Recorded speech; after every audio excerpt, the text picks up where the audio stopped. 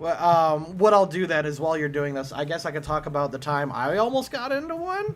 Um, Mm. this was my neighbor, not close neighbor, like a neighbor from a few blocks down, but she called me out of the blue one day and said, "Hey, do you want to make a lot of money this summer?" And I'm like, "Okay, what would I be doing?" Because I immediately don't trust this person because she already has this terrible reputation.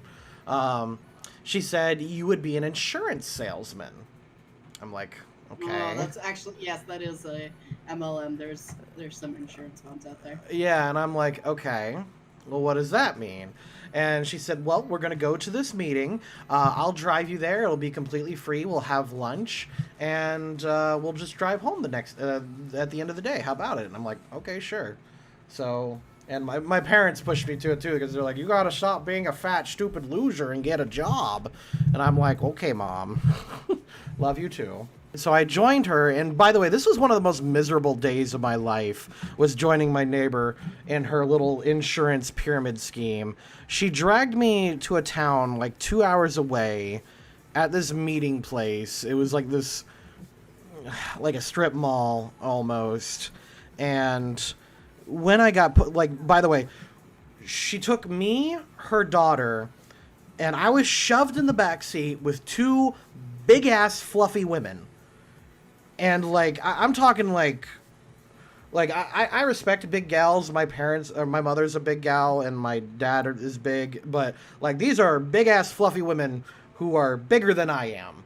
And I got shoved in the back seat of this tiny like car with them for like 2.5 hours we drove. Meanwhile, I had to smell freaking hairspray and corn chips the entire way down.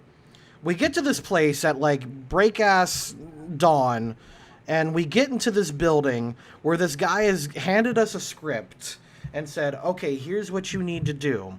You are going to buy leads from the company." And they have leads set at different tiers. Like an A class lead is someone who filled out a survey a week ago and and stated that they're interested. Meanwhile, like a D class lead costs like $1 a lead, and it gives you a phone number of someone who filled out a survey like 8 months ago and wasn't super interested. And it's just like, oh my god. So they handed me the script that we all practiced inside this meeting. And they taught, it was fascinating too, because they taught me a bunch of psychological tricks that I still use. But essentially, like, it was like telemarketing. I would buy like 100 leads, and I'm supposed to call them, like every day of the week or whatever. And I was supposed to sell insurance policies. And I was real good at it because I'm good on the phone apparently. And they said, "Oh wow, you should really join this. You can join our company for this much money, and we'll give you a bunch of leads and all that stuff. And you can even make your first sale for insurance, and you can make your money back." And I'm like, "Hold on, wait, what?" Because apparently every insurance plan you sell, you make like $800 in commission. And my first thought was like, "Oh my god, how much is this insurance?"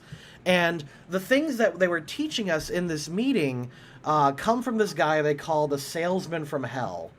And if I can find him, he's actually like world famous. He even did a TED talk. And Yeah, he's just these guys are pretty big. oh, he's a nightmare because he will just relentlessly call people and not take no for an answer. One thing that they told us to do is that if you get to their, like, because you cold call them and you arrange a meeting, and you always have to use the words, "I'll pencil you in, I'll squeeze you in." And once you go to their home, you go inside, you set up your stuff, and you give a presentation for like half an hour, and you have to convince this family to do this stuff. And they said if they have kids and they say no, tell the kids to come in the room and say their parents do not love them enough to care about their health and safety. I am not kidding. This is something they told us to do, is to tell the kids right in front of them that they don't care enough for their health to buy them health insurance. And I was just blown away by this. Naturally, I still kept some of the tactics because I know what I'm doing now. But but it's horrifying, some of the nasty tricks they use. In fact, on the in the phone script, there's a part where you're actively rude to somebody. Like, they'll say something like, "Oh, I'll call you back later," and you're supposed to say like, "Oh, I've never heard that before." Like, you're supposed to say that. They actually say, it actually says in the subtext, you can be a little rude here. And people will respond to that. They'll just buy it. And it's fascinating on this. I wish I kept the script. I wish I still had it, because it's so nasty and devious. Yeah, it sounds like harassment because it is, and they can get away with it because one time the salesman got called for harassment, and he used the argument, well, someone is using their name to fill out insurance survey forms, and yeah, I think you should call the police. So like you're flipping the script on them when they say, no, we didn't do this, and we don't want to be bothered about it. It's awful.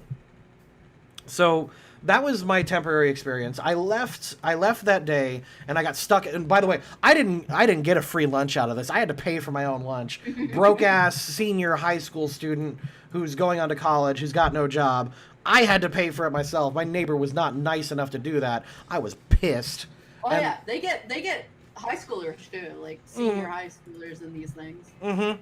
I was a senior in high school when they did this, and then we were driving home. We passed a town, and her stupid ass little like 8th grade year old daughter was like, "Oh, let's go to Coldstones," and like me and the two fluffy women in the back were just broke as hell, and we were just like, "No, let's just go home. We're done. Like, this is ridiculous."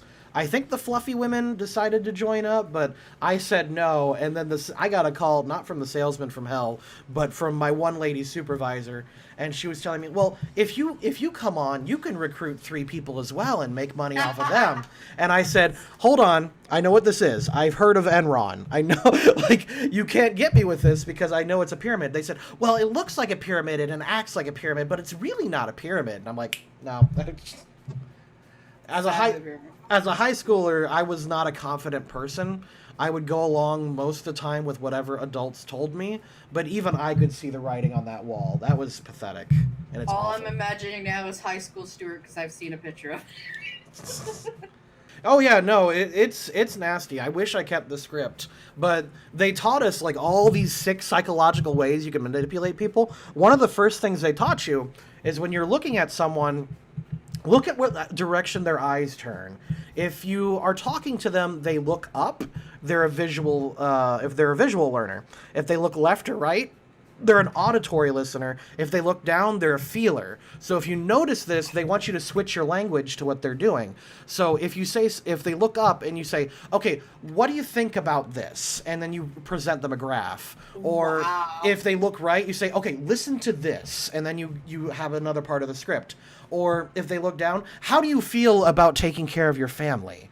And oh my god, that's some shady ass tactic. Oh yeah, and believe me, I do use some of this when I'm selling at conventions. Not all of it, but I do use some of it. Like, it's very. I'll have to keep watch next time. Oh yeah, no, it's insane what you can do. Like, I learned how to read people so much from this that like I carried it over to other things. I use it with teaching too, because if I see a student struggling, yeah, if I see a student struggling, I can read their body language and adjust to whatever they need.